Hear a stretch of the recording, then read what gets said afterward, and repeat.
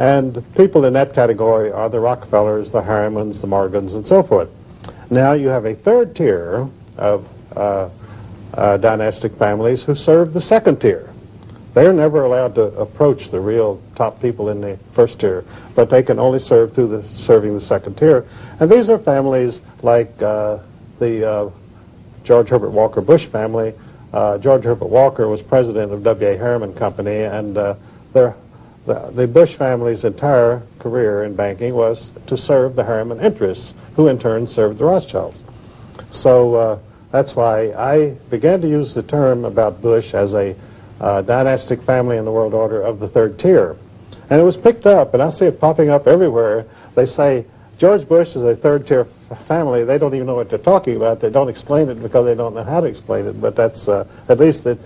Much of my material, by the way, Bob, I see popping up all over the place because it goes into the system and it's sort of piped in and begins to be picked up by people. For instance, columnists like Pat Buchanan and James Kilpatrick, every once in a while they'll pick up something of mine. Pat Buchanan had a column not long ago in which he denounced the Trotskyite wing, the neoconservatives of the Republican Party, which I had been speaking about publicly for about 5 years, and so, which I describe in my book of The Rape of Justice. I give you the whole story about that takeover. And as I say, it's rather flattering to see these things come out in public piecemeal. Mm-hmm. They never really explain it, and of course they never attribute it to my writings, but at least it's getting around, and that's helpful. Now, we've had this last election, of course. H. Ross Perot did an excellent job, a wonderful job. He only collected 20%, though, because of the fact I think a lot of people in the media themselves always kept saying, well, a third party can't win. And yet we've had a two-party system in this country, but some people say it's just one party. It's the Democrat wing of the Communist Party or the Republican wing of the Communist Party. Could you explain that? Could that be true at all? Well, it's been true since 1933. You see, you had a man in a wheelchair running for governor of New York named Franklin D. Roosevelt, Delano Roosevelt, and he was the grandson of the most successful opium dealer in Hong Kong named Warren Delano. And, you know, the myth about the great fortunes of this country is that these were hard-working people who saved their money and built important businesses. The fact is, most of the old family money in this country came from dealing in drugs and dealing in slaves, the slave trade and the world opium trade. Mm-hmm. And, of course, the Delano Roosevelts. Well, we've become the slaves now. They're still dealing in slaves. Well, what has happened in this country and over the world is we have reverted, through the world order, we've reverted to the Middle Ages. We have a feudal system now in which you might say futile system because of the way it works, but it's a feudal system in which you have the serfs and you have the lords in the castle, and that's it. And there's not to be anything in between.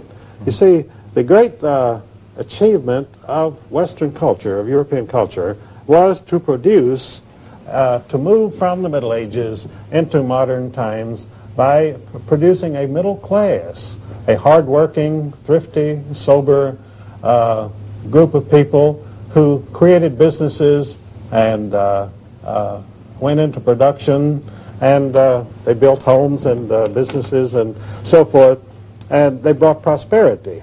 But you see, when you're very rich, you don't like to see prosperity. I mean, what's the good of having money when everybody else has money, you see?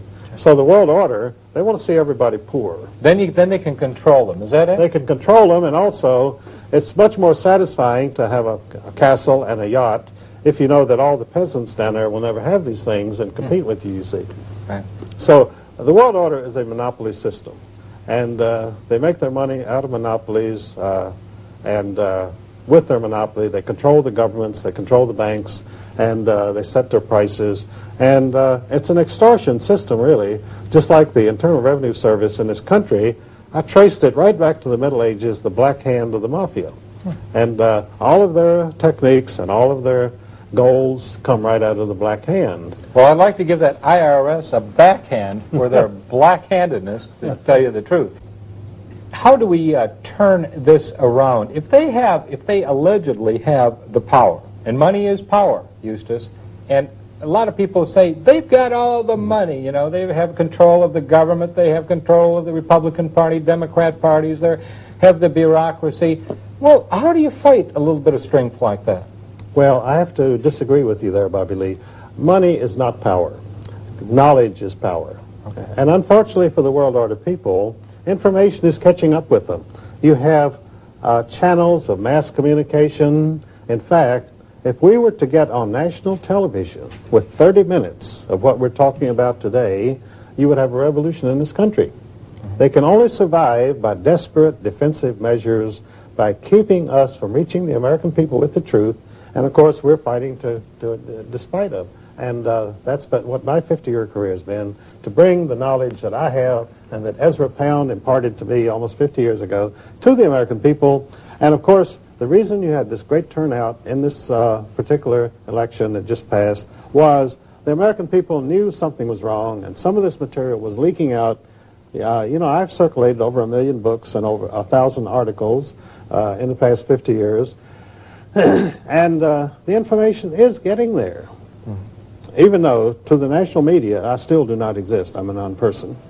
And that's one of the things that they try to do, Eustace, isn't it? I mean, it's they either smear people or they don't allow them to be able to present their knowledge. There's so many different ways, techniques that they have that are certainly un-American. Well, the publishing industry in this country is totally owned.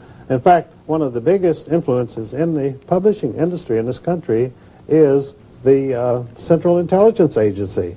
They commission and have written and publish and circulate around 200 books of political propaganda a year, which makes the CIA the biggest publisher in the United States, secretly.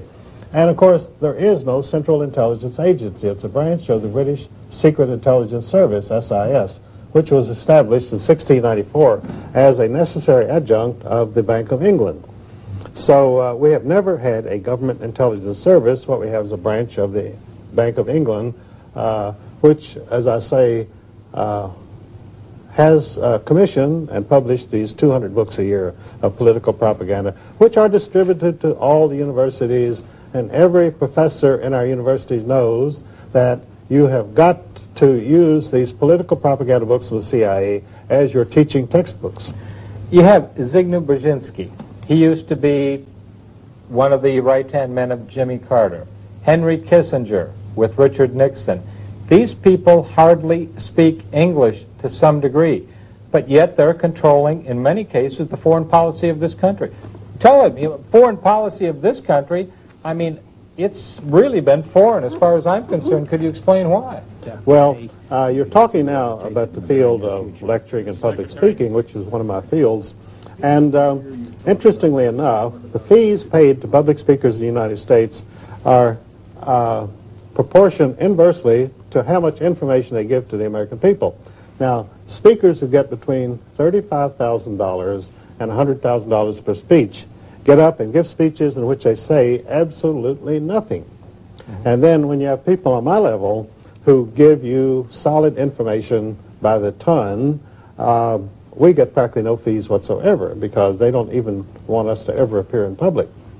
We ask you to support the Bobby Lee and the Eustace Mullins Fund, and we will be bringing you in the future other videos, and we want you to go ahead and purchase as many of Eustace's books as possible. There is a number that you can call right now.